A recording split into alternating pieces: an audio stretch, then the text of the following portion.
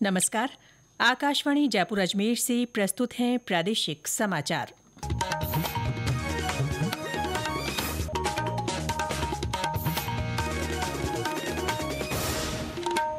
समाचारों के साथ मैं रितिका गुप्ता। प्रधानमंत्री नरेंद्र मोदी अपने भूटान दौरे के दूसरे दिन आज थिम्पू में वैश्विक शांति प्रार्थना महोत्सव में शामिल हुए। प्रधानमंत्री ने भूटान नरेश जिग्मे वांगचुक से भी मुलाकात की। दोनों नेताओं ने द्विपक्षीय संबंधों और आपसी हितों के मुद्दों पर चर्चा की। इस दौरान उन्होंने साझा आध्यात्मिक और सांस्कृतिक विरासत पर भी विमर्श किया।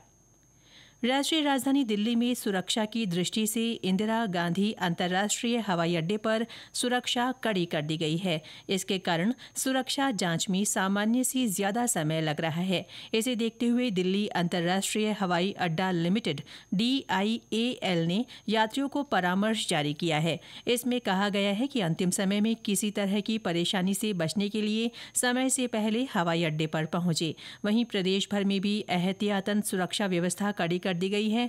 RPF की ओर से रेलवे स्टेशनों, बस स्टैंड और अन्य सार्वजनिक स्थानों पर विशेष चौकसी बरती जा रही है।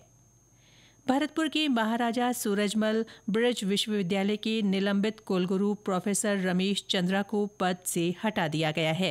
राज्यपाल और कुलाधिपति हरिभाऊ बागड़े ने कल इस बारे में आदेश जारी किए। इसके अनुसार प्रोफेसर चंद्रा के खिलाफ पद का दुरुपयोग करने और विश्वविद्यालय को वित्तीय हानि पहुंचाने के आरोप प्रमाणित पाए गए हैं।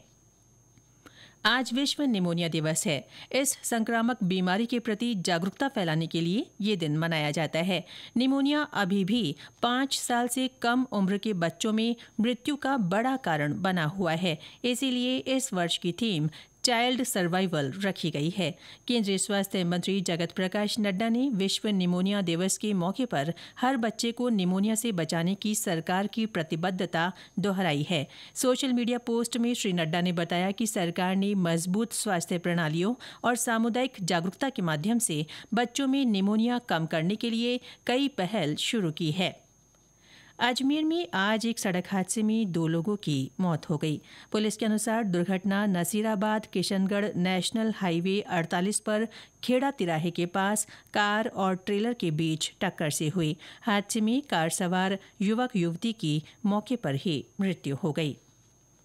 GST बचत उत्सव पर भीलवाड़ा में एक कार्यक्रम का आयोजन किया गया है। मेवाड़ चैम्बर्स ऑफ कॉमर्स के महासचिव ने बताया कि इसमें भीलवाड़ा सहित अन्य स्थानों के उद्यमी भाग लेंगे। उन्होंने बताया कि कार्यक्रम में GST कटौती से उद्यमियों को होने वाले फायदों के बारे में बताया जाएगा।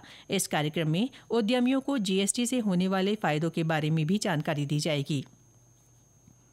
पहाड़ी राज्यों में हुई बर्फबारी से चल रही उत्तरी हवाओं का असर प्रदेश में बरकरार है। इससे कई शहरों में रात के तापमान में गिरावट आई है।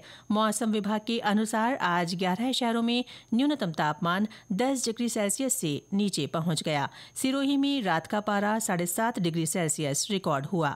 इसके अलावा सीकर, फतेहपुर, नागौर सहित कई शहर जम्मू कश्मीर और मसूरी के पर्वतीय स्थलों से भी ज्यादा ठंडे हो गए हैं। विभाग के अनुसार सीकर और नागौर में हल्की शीतलहर महसूस की गई। आने वाले कुछ दिन इसी तरह सर्द बने रहने की संभावना है। सीकर में अगले 4 दिनों और टोंक में कल 1 दिन के लिए शीतलहर का येलो अलर्ट जारी किया गया है। इस बीच हनुमानगढ़ सहित कुछ अन्य स्थानों पर कोहरे का असर लगातार बना हुआ है।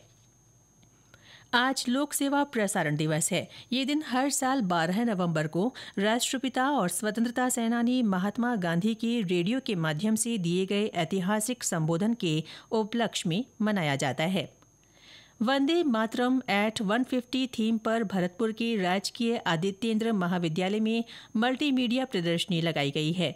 केंद्रीय संचार ब्यूरो जयपुर की ओर से लगाई गई इस प्रदर्शनी के माध्यम से लोगों को सरकार की कल्याणकारी योजनाओं और उपलब्धियों के बारे में बताया जा रहा है। प्रदर्शनी में डिजिटल इंडिया, रक्षा नवाचारों और भारतम मिशन से जुड़े जोन भी बनाए गए हैं।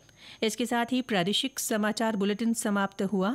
हमारा अगला बुलेटिन शाम 6:30 बजे प्रसारित होगा। नमस्कार।